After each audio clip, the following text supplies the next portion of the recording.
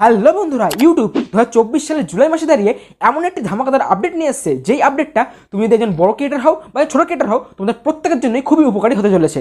কারণ ইউটিউব ভিডিওগুলোর মধ্যে মিউজিকের জন্য কপিরাইট আসলে এই আপডেটটার ফলে সেই ভিডিও থেকে কপিরাইট সরানো এখন আরও ইজি। তো চলো বন্ধুরা, আজকের সম্পূর্ণ ভিডিওটাই আমরা ইউটিউবের এই আপডেট নিয়ে আলোচনা করবো, যে এই আপডেটটা আমরা অ্যাপ্লাই করবো কীভাবে, আর এই আপডেটটা আসলে কি।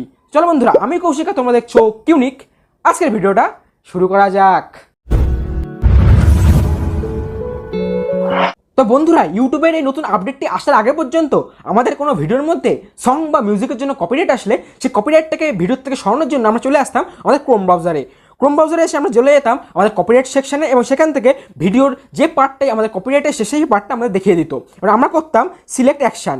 সেখানে আমাদের চারটে অপশন দেখাতো। এক হচ্ছে trim out segment, replace song, mute song and dispute. কিন্তু এই নতুন আপডেটে এই মিউট সং ব্যাপারটা সরিয়ে দিয়েছে। আমরা বেশিরভাগ ক্ষেত্রে ব্যবহার করতাম এই মিউট সং অপশানটা, যেক্ষেত্রে কী হতো, ওই সঙের থেকে অর্থাৎ ভিডিওর মধ্যে যে সংটাই কপিরাইট এসছে সেই সংটা বাদ হয়ে যেত। কিন্তু এখানে একটা আমাদের ডিসঅ্যাডভান্টেজ ছিল। সেটা কি, যদি সেই সংটা বা সেই মিউজিকটা যেটা কপিরাইট এসছে সেটাতে আমাদের ব্যাকগ্রাউন্ড মিউজিক হতো, সেক্ষেত্রে আমাদের ভিডিওর ভয়েসটাও সেখান থেকে রিপ্লেস হয়ে যেত বা সেখান থেকে মিউট হয়ে যেত। আর আমরা যদি রিপ্লেস করতাম, সেক্ষেত্রে ওই ভয়েসটা পুরো সরে গিয়ে ওই নতুন মিউজিকটা ওখানটা অ্যাড হয়ে যেত। সেক্ষেত্রে কী হতো, যদি আমাদের ভিডিওর ব্যাকগ্রাউন্ড মিউজিক হয়, সেক্ষেত্রে ওই ভিডিওটা পুরো নষ্ট হয়ে যেত। আমাদের সেই ভিডিওটাকে ইউটিউব থেকে ডিলিট করে দিতে হতো। ওই ভিডিওর মধ্যে সঙের পাশাপাশি আমাদের ভিডিওর যে মেন টপিক বা মেন ভয়েস, সেটাও সেখান থেকে ডিলিট হয়ে যেত।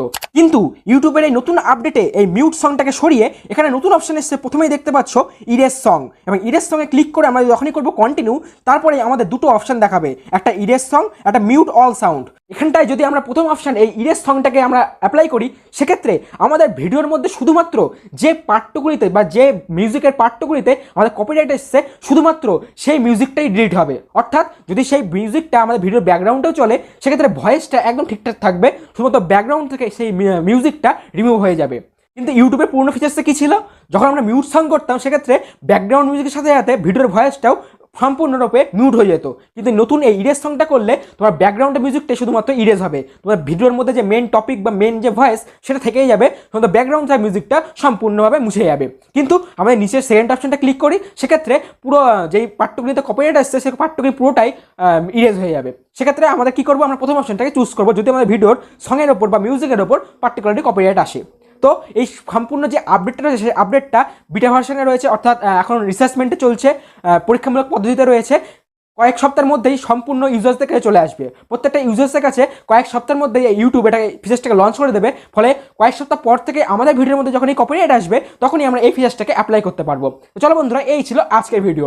আজকের ভিডিওতে অবশ্যই বুঝতে পেরেছো যে ইউটিউবের নতুন আপডেটটা কি, আর আমরা কীভাবে এটাকে অ্যাপ্লাই করতে পারবো। তো ভিডিও ভালো লাগলে অবশ্যই লাইক করে বন্ধুরা, আর চ্যানেলটিকে সাবস্ক্রাইব করতে ভুলো না, পাশে বেল আইকনটাকে প্রেস করে নোটিফিকেশন অল করে দিও। আর আমরা খুব তাড়াতাড়ি 1000 সাবস্ক্রাইব মাইলস্টোন ছুঁতে চলেছি, তো অবশ্যই আমার চ্যানেলটাকে সাবস্ক্রাইব করে দিও। চলো বন্ধুরা, দেখা হচ্ছে পরবর্তী কোনো ভিডিওই। ততক্ষণ পর্যন্ত গুড বাই।